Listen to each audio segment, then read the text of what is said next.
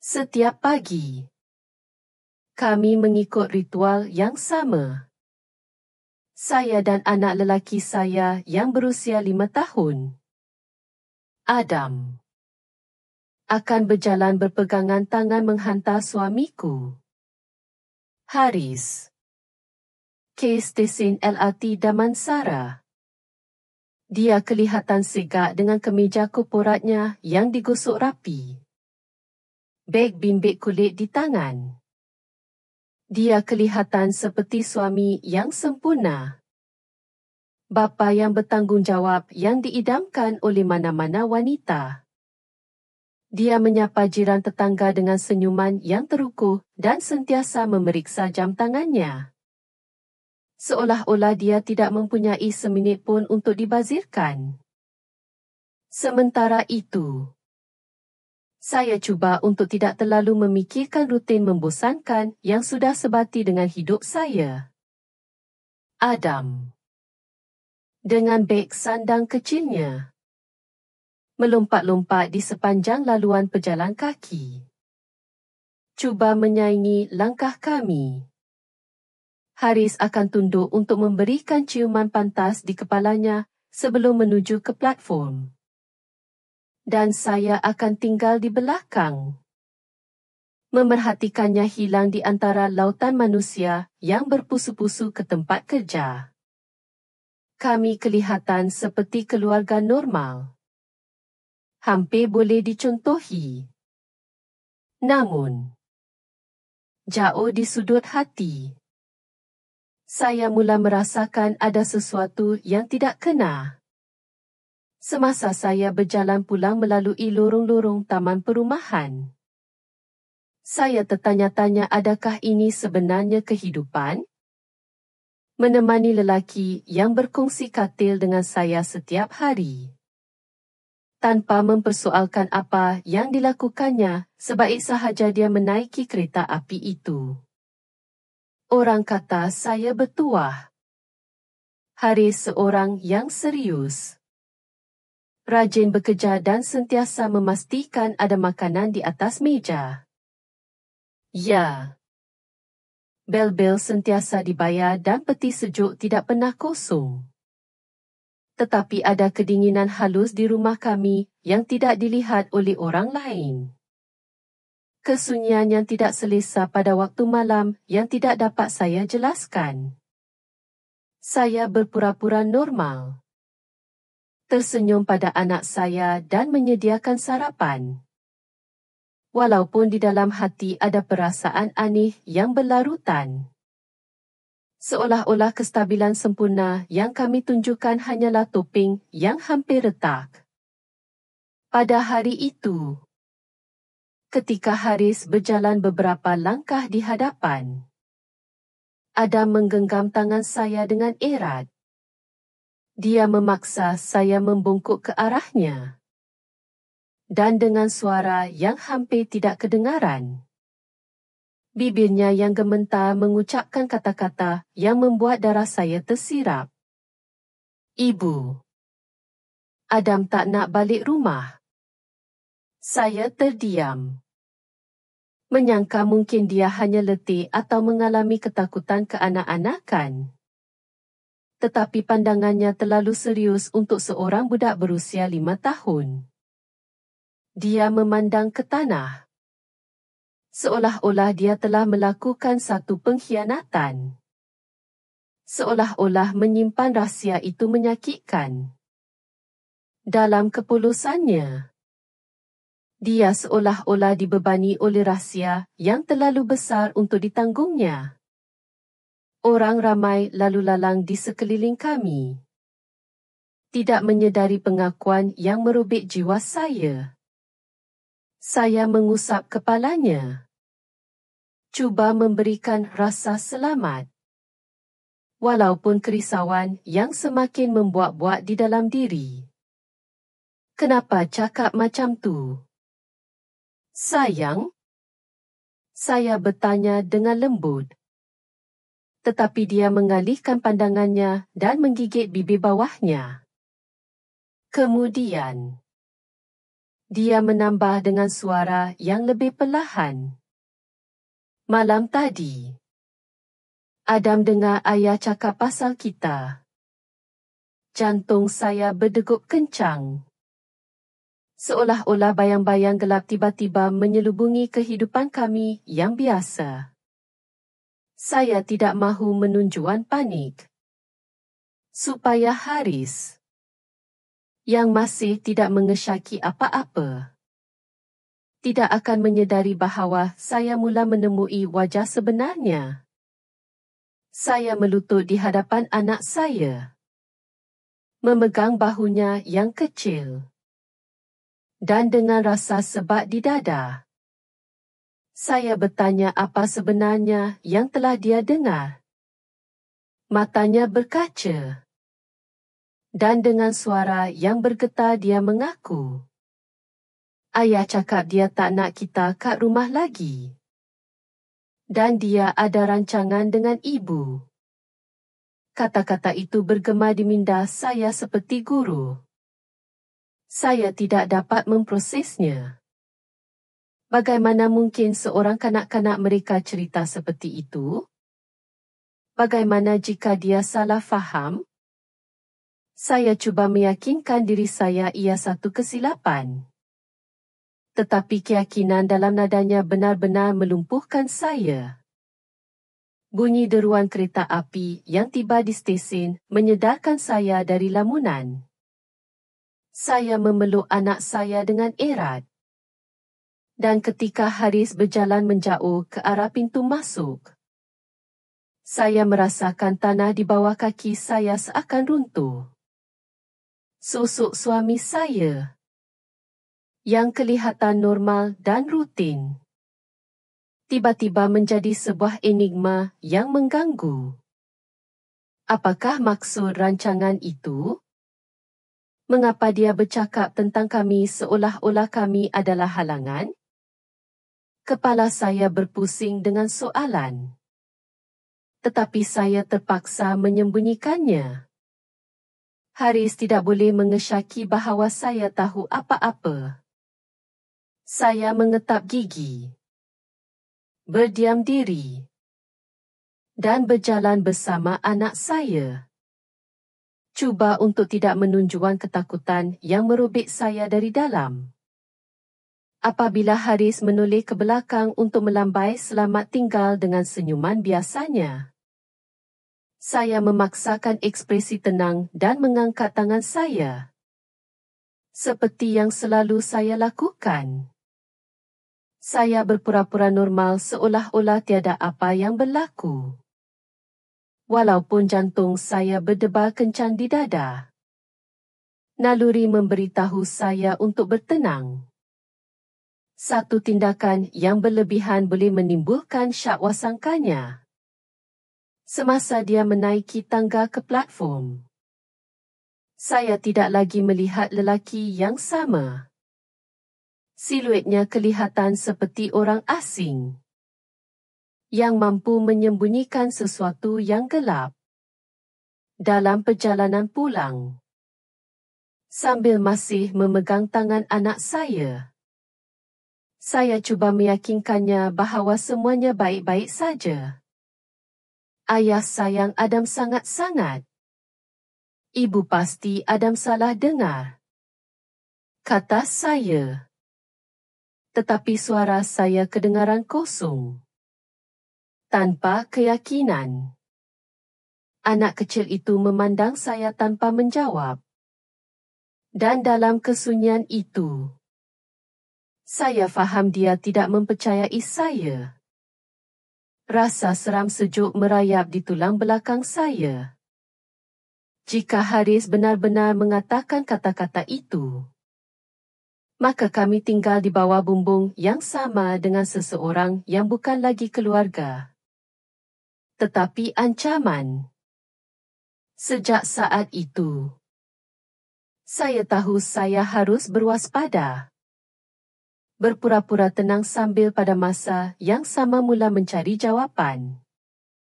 Apabila kami sampai di rumah petang itu, Perkara pertama yang menarik perhatian saya ialah pintu pangsapuri kami.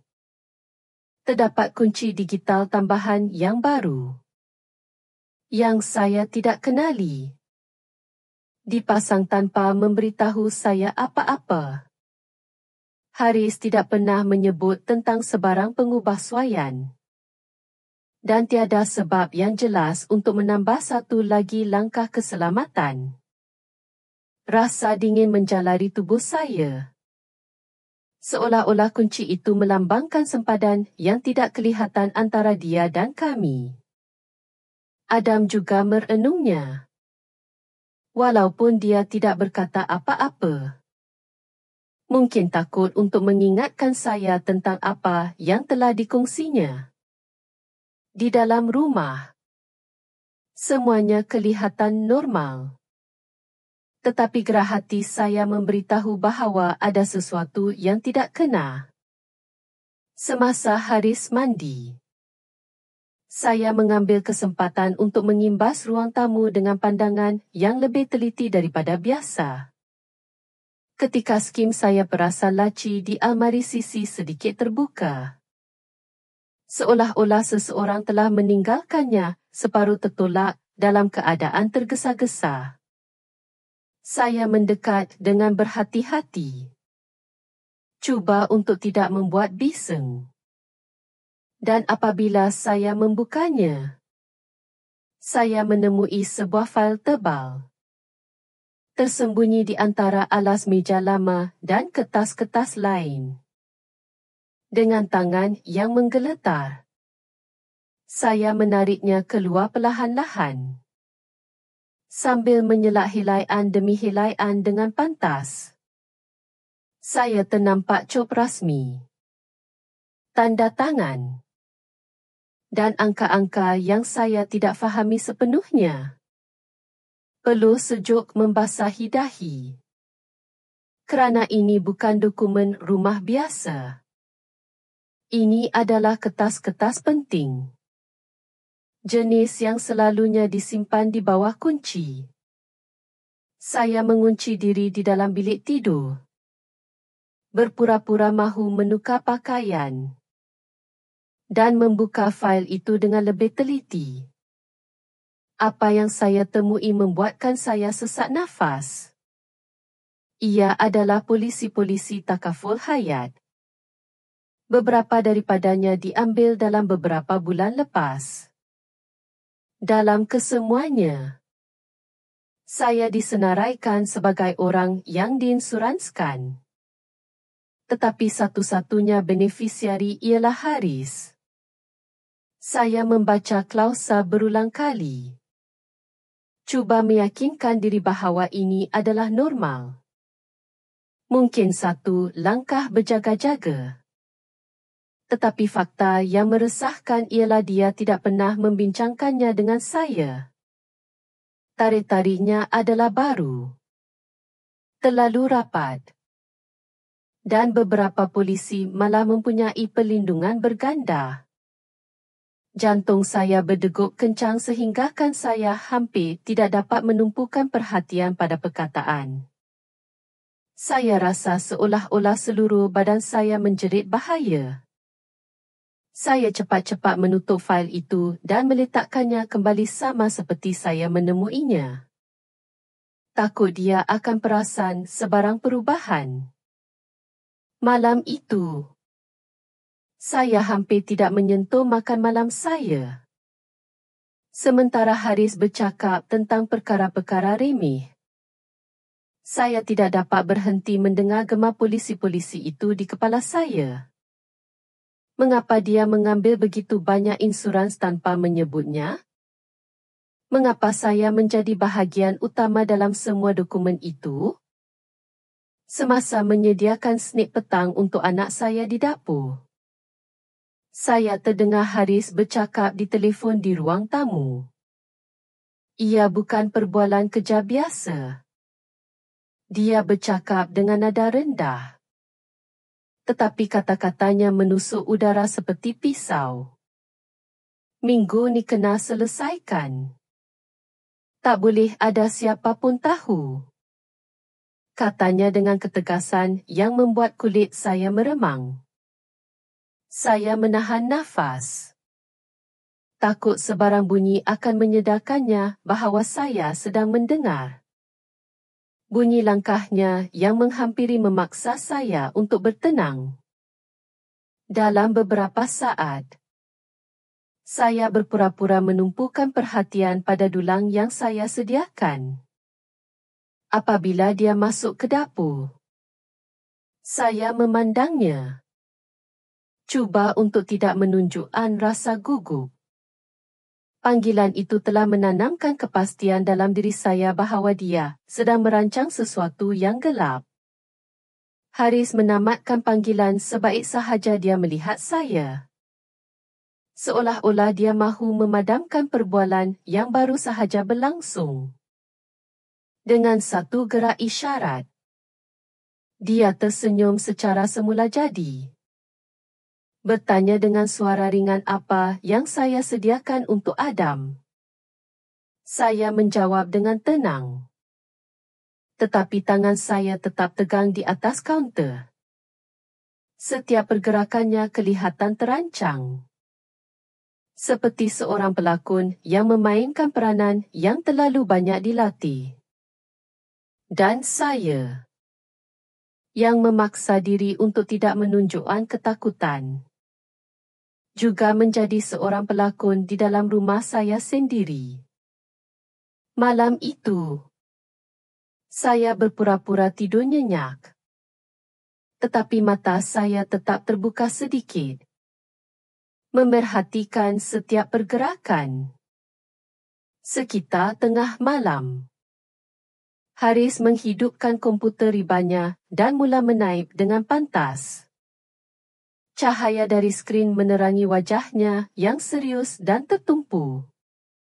Seolah-olah dia sedang mengendalikan maklumat yang tidak dapat dikongsinya. Dari katil, saya melihatnya memadam sejarah carian dan memindahkan fail dengan berhati-hati yang mencurigakan. Pernafasan saya yang perlahan dan stabil adalah satu-satunya topeng saya manakala kebimbangan menggerogoti saya dari dalam. Keesokan paginya, semasa menghantar Adam ke tadika, salah seorang ibu mendekati saya dengan ekspresi cemas. Dia bercakap dengan suara perlahan, seolah-olah takut didengari. Maya, hati-hati dengan suami awak. Dia ada buat benda-benda pelik. Bisiknya kepada saya.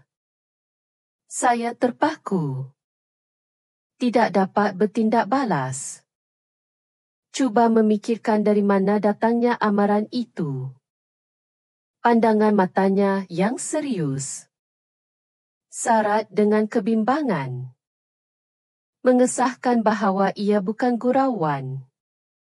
Saya bertanya apa yang dia maksudkan. Tetapi wanita itu mengelak topik itu dan beredar dengan cepat. Kata-kata itu memukul saya seperti pengesahan tentang apa yang sudah saya syaki. Haris menyembunyikan lebih daripada yang dapat saya bayangkan. Petang itu juga, apabila Haris keluar, saya duduk di hadapan komputernya dengan tangan yang menggeletar. Saya memeriksa akaun bank dalam taliannya dan menemui pemindahan wang secara berkala kepada seorang wanita yang saya tidak kenali. Surveinya, ia bukan jumlah yang besar, tetapi cukup untuk menimbulkan syak wasangka. Saya merasakan pening serta-merta. Dia bukan sahaja menyembunyikan rancangan terhadap saya, tetapi dia juga menyalurkan wang kepada orang lain. Saya menyimpan tangkapan skrin ke dalam pemacu kilat, yang saya sembunyikan di antara barang-barang saya. Sedar sepenuhnya bahawa saya sedang memasuki kawasan berbahaya. Hari-hari berikutnya mengesahkan apa yang saya takuti. Haris bukan sahaja merancang sesuatu yang gelap terhadap saya. Dia juga menipu saya dengan wanita lain. Saya menemuinya apabila saya melihat email terbuka di telefon bimbitnya, yang dia terlupa di atas meja. Dalam mesej itu, wanita itu menulis kepadanya dengan penuh keyakinan dan kemesraan, menyebut tentang rancangan bersama dan berterima kasih atas wang yang diterima. Saya rasa dunia seakan runtuh. Pengkhianatan itu bukan sahaja dari segi kewangan atau emosi. Ia adalah penipuan total. Petang itu, semasa melipat pakaian di dalam bilik tidur, saya merasakan lengan kecil memeluk pinggang saya. Ia adalah Adam, yang memandang saya dengan mata penuh ketakutan. Ibu, jangan bagi tahu ayah apa-apa. Adam takut. Kata-kata itu menikam saya seperti belati. Saya melutut, memeluknya, dan berjanji dalam diam bahawa saya tidak akan meninggalkannya sendirian. Saya memutuskan bahawa kami memerlukan tempat yang selamat, walaupun hanya sementara. Saya memberitahu Haris bahawa Adam demam dan kami akan tinggal beberapa hari di rumah kakak saya, Sarah, supaya dia boleh berehat. Saya berpura-pura prihatin sebagai seorang ibu. Dan yang mengejutkan, Haris tidak membantah. Mungkin dia juga bersyukur dengan ketiadaan saya, yang mengesahkan kepada saya bahawa dia mempunyai sesuatu yang sedang dirancang. Satu petang, semasa mengambil pakaian yang dijemur di balkoni rumah kakak saya menerima pesanan WhatsApp daripada seorang jiran. Dia secara senyap memberitahu saya bahawa dia telah melihat Haris masuk ke bangunan pangsapuri kami, diiringi oleh seorang wanita yang tidak dikenali. Jantung saya luluh. Tetapi saya berpura-pura tidak peduli supaya dia tidak mengesyaki betapa sakitnya hati saya. Gambaran itu sepadan dengan orang yang saya lihat disebut dalam pemindahan banknya. Perut saya terasa kejang memikirkan wanita itu berada di rumah saya, mengambil tempat yang menjadi milik saya. Pada satu malam, tidak tahan lagi dengan ketidakpastian, saya secara rahsia kembali ke pangsapuri kami. Saya meninggalkan anak saya bersama kakak saya dan menaiki tangga dengan jantung yang berdebar kencang. Dari tingkap halaman dalam, saya dapat melihat ruang tamu yang terang.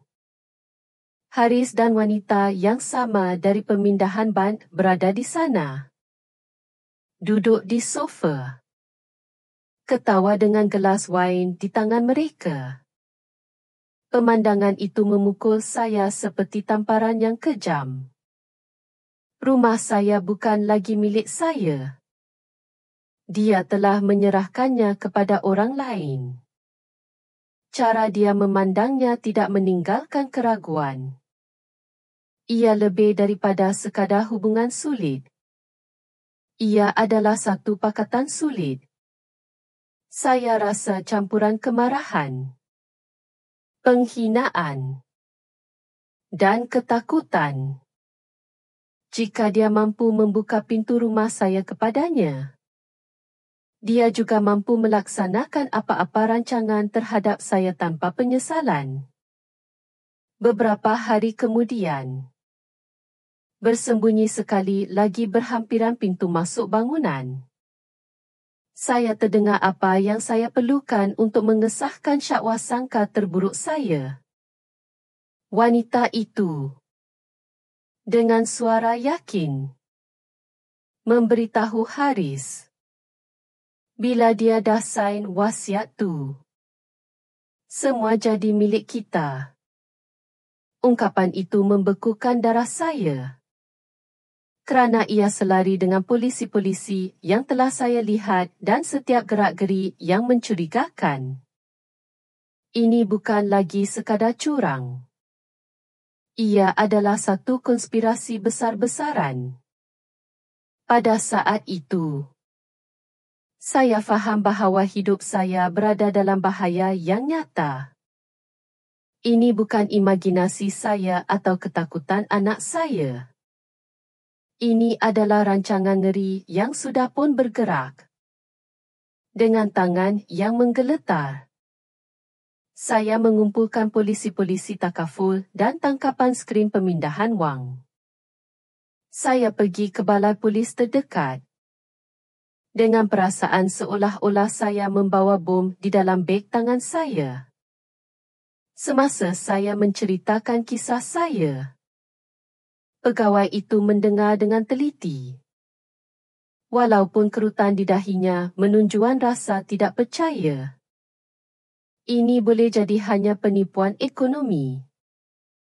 Puan, katanya. Tapi kami tak ada bukti dia merancang untuk mencederakan Puan secara fizikal.